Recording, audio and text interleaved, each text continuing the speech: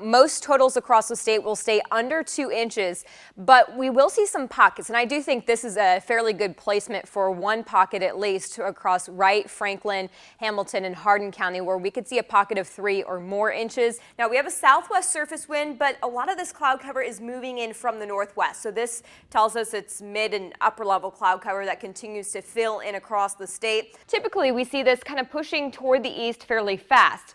However, that's not going to be the case with this system. It's mainly because of the pattern at the upper levels. And we'll actually stay mostly clear through the overnight as well. We're really not expecting an increase in cloud cover until late Saturday afternoon into the evening, where a few showers are going to be possible over central Iowa. Looks like they'll be a little more intense over the Dakotas into Nebraska, but weaken as they get into central Iowa as we lose the peak heating of the day. Here's a breakdown of temperatures across the state of Iowa. 58 tomorrow in Ames, 52 near Fort Dodge, still a little bit cool over Mason City with 42 degrees, a little bit warmer over southern Iowa, topping out near 62 in Centerville and Lamona. Hail isn't our biggest threat, but certainly is noisy, probably waking a few folks up if they haven't been woken up by, the thunder that is coming from pretty much the constant lightning. You can see on the interstate right now, the rain is torrential with this. So if you don't have to be out driving, stay put for the next half an hour to an hour, because this is eventually going to pass. It's not going to stick around all morning long. A misty morning has turned into a wet afternoon, but temperatures have been a lot milder over the past 24 hours than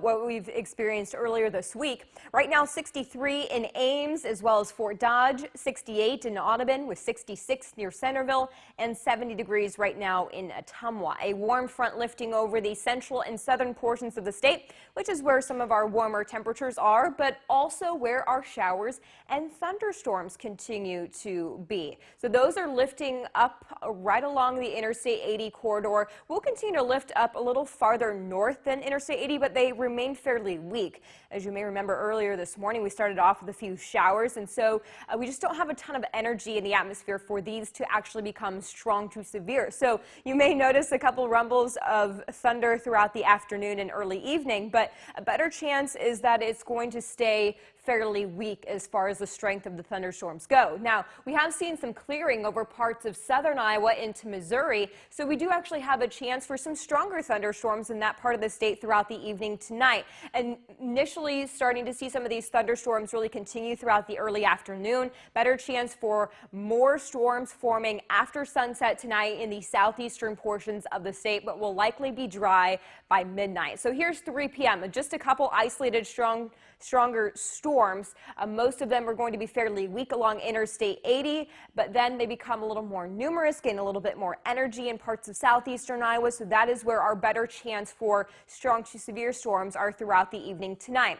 We become dry through Friday. Temperatures will be in the 70s in the afternoon. Some cloud cover to start the day on Saturday, and Saturday is actually going to be a fairly soggy day as we see more chances for showers. Now, this is the expected rain, and I want you to focus on kind of the pattern of this instead of the numbers. So you'll notice it says almost 2 inches near Centerville. That doesn't always kind of verify. So I want you to notice how we have different spots here on the radar or on the projected rainfall totals, and this just kind of indicates that these are going to be isolated to scattered storms. And so those that see the storms, which may not necessarily be these areas, but better chance that it's going to be in the southeastern at least quarter of the state, this is where we could see a chance for a ½ inch to 1.5 inches of rain, at most about 2 inches. So as most of those are kind of developing tonight, we'll see some heavy rain with that, potential for large hail, some damaging wind.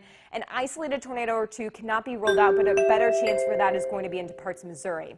70 degrees the high this afternoon. We'll see lows falling into the 50s overnight tonight, becoming partly cloudy by early Friday morning. Highs will be around 73 degrees. Will be a little bit cooler over the weekend as highs slip back into the 60s. More rain on Saturday, but dry and windy on Sunday. Then we'll see a big ridge lifting over the central U.S. throughout the early next week, bringing our highs back into the mid and upper 70s.